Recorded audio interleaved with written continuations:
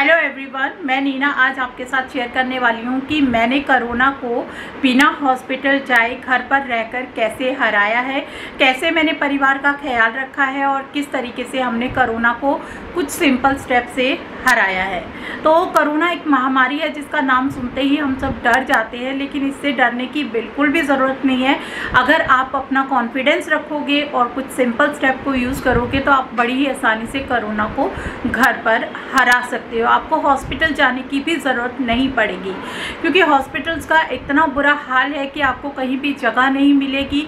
जगह मिल भी जाती है तो जो काम आप हॉस्पिटल में कर रहे हो वही काम आप घर पर भी कर सकते हो। तो इसीलिए मैं आपको सजेस्ट करूँगी कि अगर आप आसानी से घर पर ही कुछ जो मैं स्टेप्स बताने वाली हूँ उनको फॉलो करोगे तो आप बड़ी आसानी से कोरोना से जीत पाओगे। कोरोना से डरने की बिल्कुल भी ज़रूरत नहीं है, बस आपको अपना कॉन्फिडेंस रखना ज़रूरी है।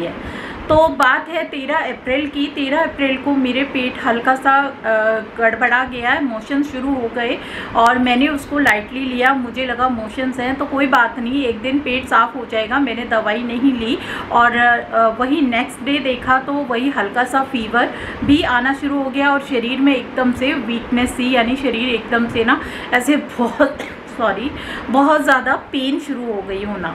तो मुझे लगा कि ये पेन इतना जल्दी तो नहीं होनी चाहिए। एक दिन अगर मोशन होता है तो इतनी ज़्यादा वीकनेस नहीं होनी चाहिए। तो मुझे लगा कि ये ज़रूर कोई कोरोना हो सकता है। तो मुझे लगा कि टेस्ट कराना ज़रूरी है, लेकिन ये है कि हमने टेस्ट के लिए हमने कहा चलिए नेक्स्ट डे एक दिन और देख लेते हैं। तो एक दिन हमने और देखा तो फीवर हल्का हल्का सा आ रहा था। तो 14 अप्रैल भी निकल गया। 14 अप्रैल के बाद 15 अप्रैल आया। तो 15 अप्रैल को हमने अपना खाना वगैरह खाया। खाना मैंने घर के लिए बनाया, मास्क पहन के बनाया सबके लिए, और उतना बॉडी में एनर्जी थी कि मैं खाना वगैरह आसानी से बना पा रही थी। क्योंकि जब हमने डॉक्टर से कंसल्ट कर लिया था, मेडिसिन लेना शुरू कर दिया था, क्योंकि मेरे को वीकनेस बहुत ज़्यादा हो गई थी और फीवर था। तो जो डॉक्टर ने हमें दवाई लिखी वो हमने दवाई को खाना शुरू कर दिया था। उसके बाद 14 अप्रैल को 13-14 2 दिन गए और 15 अप्रैल को रात को हमने अपना डिनर किया, मेडिटेशन किया और उसके बाद बुक्स वगैरह पढ़ी और उसके बाद सब हम सो गए। सोए तो 1:30 बजे के आसपास मुझे ना एकदम अजीब सा महसूस होने लगा। मुझे नींद नहीं आ रही थी और मेरे दिमाग में यही टेंशन घूम रही थी कि कहीं हमें कोरोना तो नहीं हो गया है। और उस टाइम पर थोड़ा सा कॉन्फिडेंस लूज़ होने लगा कि कहीं कोरोना हो गया तो इतना ज़्यादा न्यूज़ में सुनने को मिलता है कि मर गए हैं, शमशान घाट में जगह नहीं है, ये वो। इन सब को सुनते हुए एकदम मेरा दिमाग में ये चारों तरफ से चीज़ें घूमने लगी और मैं परिवार में रह रही हूँ और हम लोगों ने मतलब कि ये भी नहीं सोचा कि मुझे अलग से अपने आप को क्वारंटाइन कर लेना चाहिए। ऐसा कुछ हमने दिमाग में नहीं आ रहा था। तो एकदम से क्या हुआ कि यही चीज़ हमारे पूरे परिवार में मतलब हल्का हल्का फीवर आना शुरू हो गया। अब हमने 1:30 बजे के आसपास मैंने आपको बताया कि मेरी तबीयत ज़्यादा ख़राब होने लगी। हमें नींद नहीं आ रही थी, मुझे बहुत ज़्यादा बेचैनी हो रही थी। सब सो चुके थे, लेकिन मैंने अपने हस्बैंड को उठाया और मैंने कहा मुझे कुछ ठीक नहीं लग रहा है तो हॉस्पिटल चलो। हॉस्पिटल का रास्ता हमारे घर से 5 से 7 मिनट का है। तो हम फटाफट से हॉस्पिटल गए और वहाँ पर देखा तो 2:30 बजे के आसपास, 2 बजे के आसपास का टाइम हो रहा था उस टाइम पे। हॉस्पिटल में जैसे ही गई तो ऐसे लगा जैसे कि दिन हो रहा हो और इतनी ज़्यादा चहल पहल, लोगों का आना जाना, और मतलब कि कोरोना की वजह से ही कि लोग इतने परेशान थे कि रात के टाइम भी लोगों को चला हुआ था आना जाना लोगों का। और मैंने यहाँ तक देखा कि बेडिंग में कोई जगह नहीं थी। लोग बेंच पर बैठ करके अपने ऑक्सीजन सिलेंडर्स या कुछ भी जो भी है वहीं पर अपनी बेंच पर, चेयरों पर बैठ करके अपने इलाज करवा रहे थे। उस चीज़ को देखते हुए मुझे और भी ज़्यादा घबराहट होने लगी। लेकिन मेरे हस्बैंड जो है हॉस्पिटल में ही काम करते तो उन्होंने कहा ये एक नॉर्मल है, आजकल कोरोना का बहुत ज़्यादा फैला हुआ है तो इतने घबराने की ज़रूरत नहीं है। फिर वहाँ पर जो नाइट ड्यूटी में डॉक्टर थे उन्होंने सबसे पहले मेरा ऑक्सीमीटर से मेरी ऑक्सीजन चेक करी।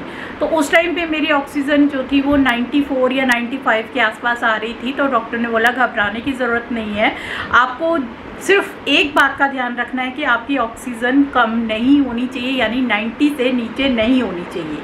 90 तक है सॉरी ना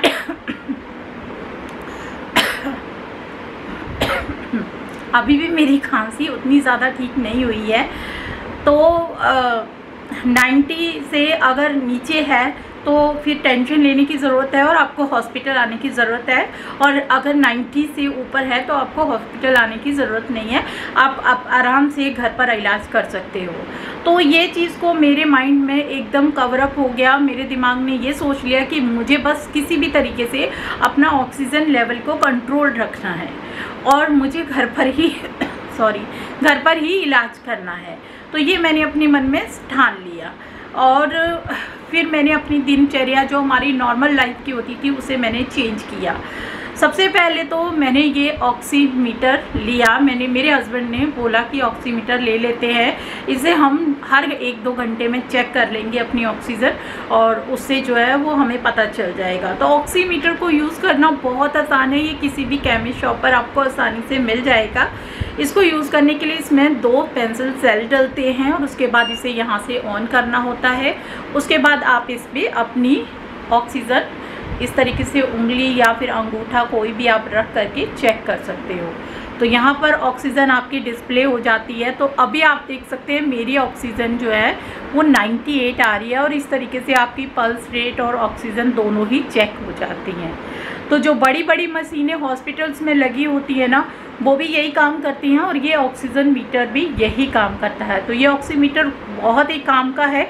अगर आप कोरोना से परेशान हैं, सबसे पहले मैं आपको सजेस्ट करूँगी कि आप ये ले लीजिए और अपनी time to time oxygen check कीजिए।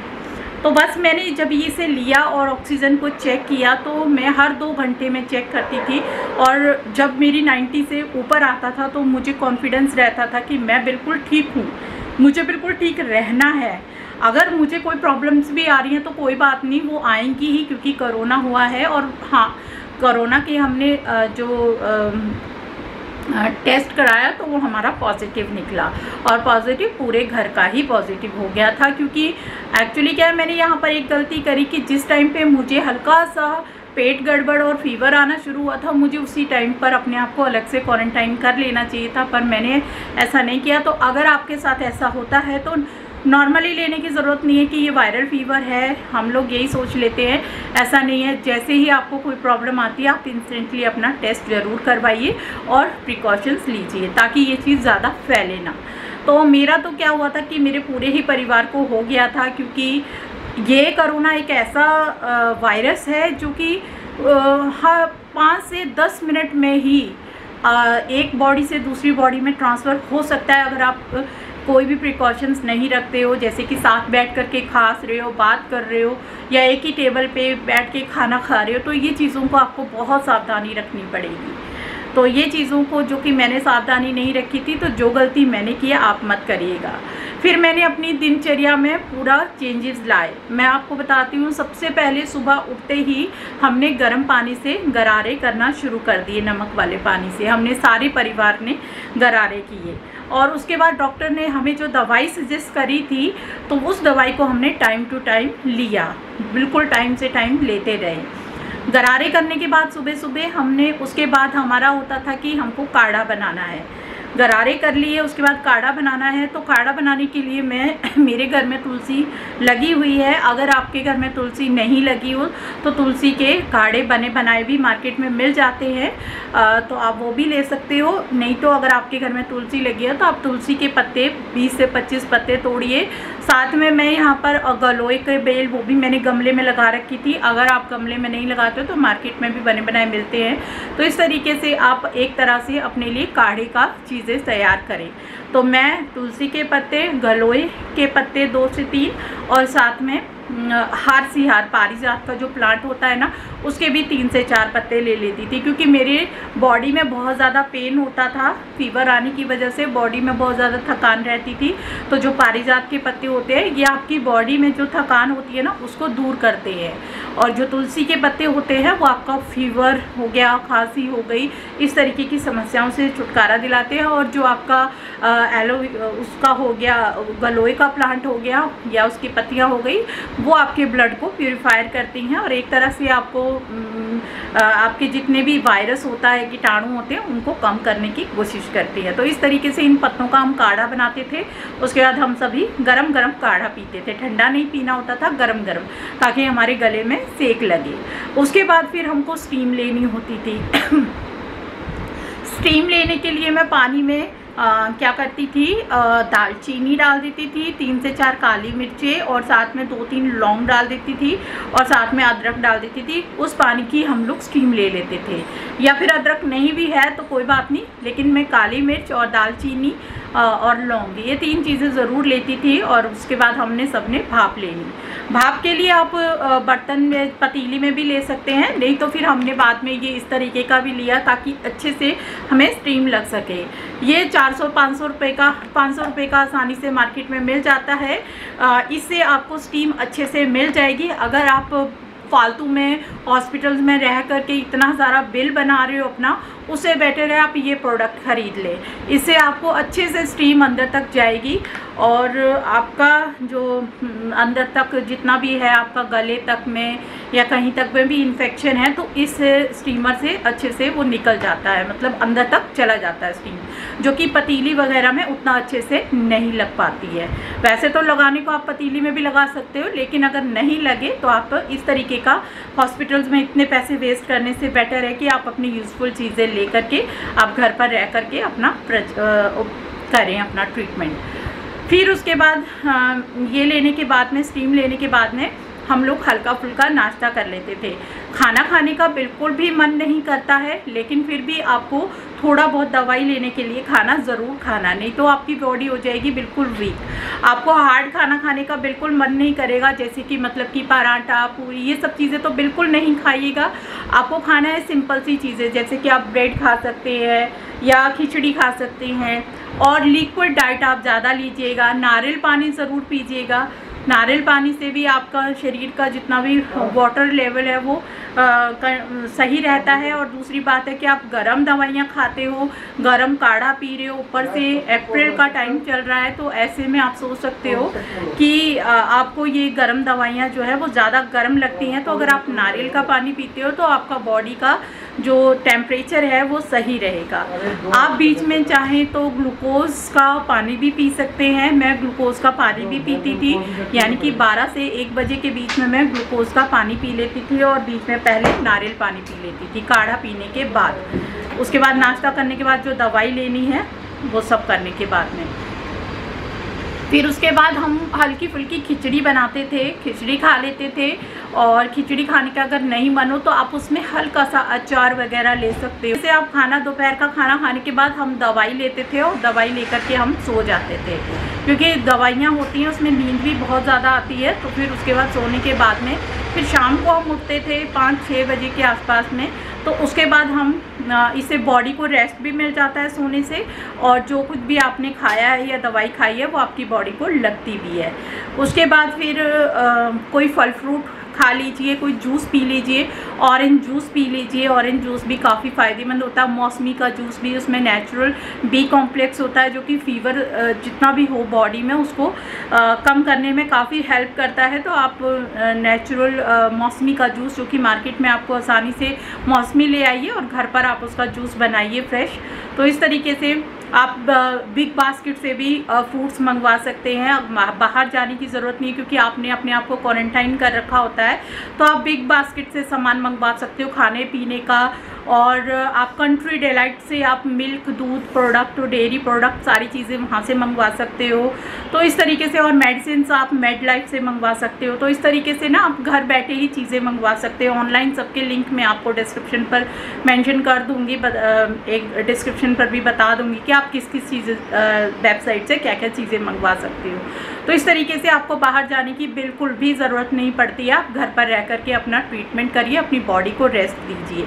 उसके बाद फिर आप शाम को फ्रूट या जूस लेने के बाद में आप उसके बाद हल्दी वाला काढ़ा पीजिए। हल्दी वाला काढ़ा, हल्दी वाला दूध पीजिए, यानी दूध में आप 2 से 3 चुटकी हल्दी मिला दीजिए। उसके बाद उसे गर्म कीजिए, उसको पीजिए। उसको पीने के बाद में गरम गरम पीना है बिल्कुल।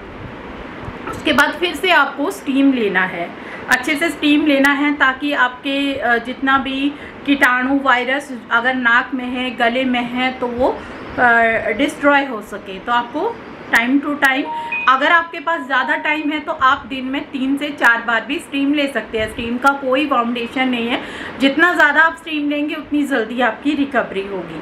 उसके बाद आप डिनर करने के बाद में आप अपना थोड़ा सा वॉकिंग अपने घर के अंदर ही कर लीजिए, और अगर आपने आपको क्वारंटाइन कर रखा है थोड़ी देर मेडिटेशन करिए, भगवान का नाम लीजिए, और उसके बाद कोई अच्छी अच्छी बुक्स पढ़िए, और उसके बाद फिर आप अपना रात की जो मेडिसिन है उसे लेकर के आप सोइए।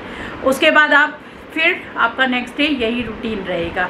तो इस तरीके से आप अपना रूटीन रखिए।